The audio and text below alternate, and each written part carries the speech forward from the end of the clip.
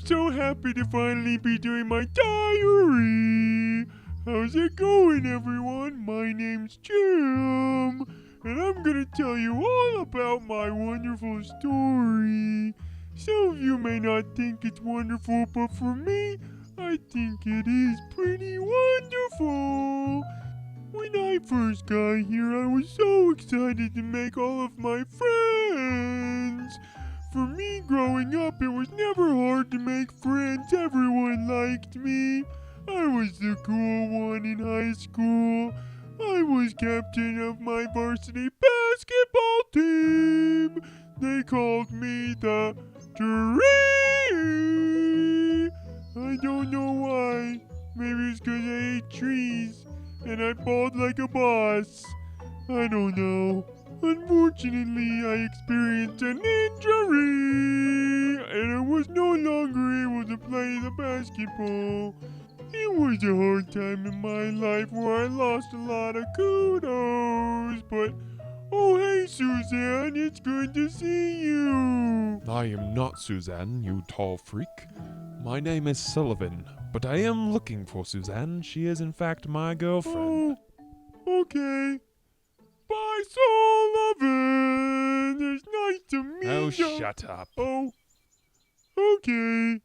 As you can see, I don't get a whole lot of respect from the people around here, which is kind of annoying. It actually didn't bother me so much at first, but then it just made me more and more angry. And I think that one day I'm gonna snap. But when I get angry, I just try to think of happy things, like trees and puppies. I had a puppy when I was a kid. I stepped on him. In my defense, the ground is really far away from my eyes. But I digress. I actually am in a beautiful relationship with my wonderful girlfriend Kim. She's wonderful. Say hi, honey. Well, okay, she's actually mute, so she can't speak.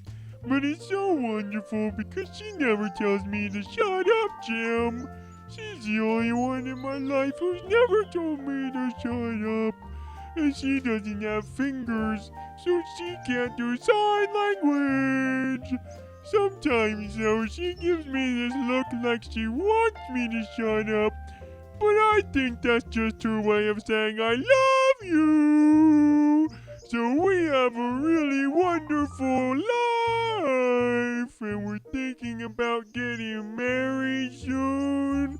And then I can be at the altar and say, I do. And then, well, I'm not sure how she's gonna say I do because she can't speak. You know, in all honesty, sometimes I'm not really sure if we actually are dating or if I just follow her around and make it all up in my head. But I think we are. I mean, she never tells me to go away, so I'm just gonna assume I'm in a healthy relationship. Is it so bad to think that a positive thing can happen to Jim? No, I think it's good. Almost as good as this water. Speaking of water, after my basketball injury, I actually became a lifeguard. My girlfriend would tell you about it, but, well, I guess I'll just tell you about it. So, her brother actually never wanted us to date. Her brother's name was Tim. He was actually my second cousin. So it's not weird. It's his second cousin. It's legal. Also, we're dinosaurs, so who really cares? But anyway, I was a lifeguard, and because of my basketball injury, I couldn't move quite as fast as I should have been able to. So I wasn't able to get there fast enough while I was holding his head under the water. It was a tragic time for all people involved. That was so true. It was awful. Oh, man, we will always remember you, Jim. No, I'm Jim. I'm alive. Poor Jim. I'm gonna go cry now. See you later, Tim. I guess sometimes people do confuse me with Tim, considering we sounded exactly alike, and we look exactly alike. You know, my therapist once told me that there is no Tim, and he just lives inside my brain. And I looked at him and said, he actually lives about 45 paces away from my house and about 17 feet under the ground. That's where Tim lives now, and he never says anything to me about dating his sister.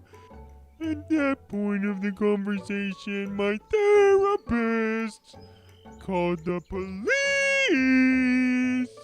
and then I stepped on all their cars, and I escaped. It was really hardcore, actually.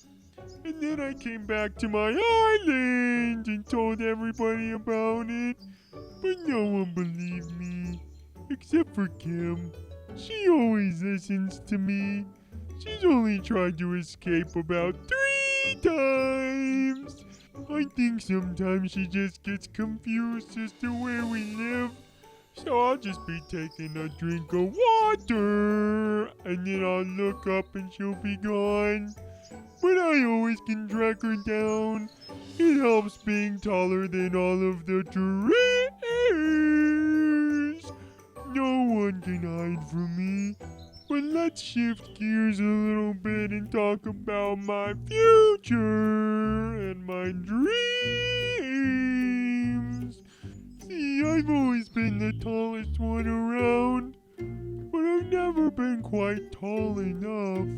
You see, I'm so close to the stars, yet I'm still so far away.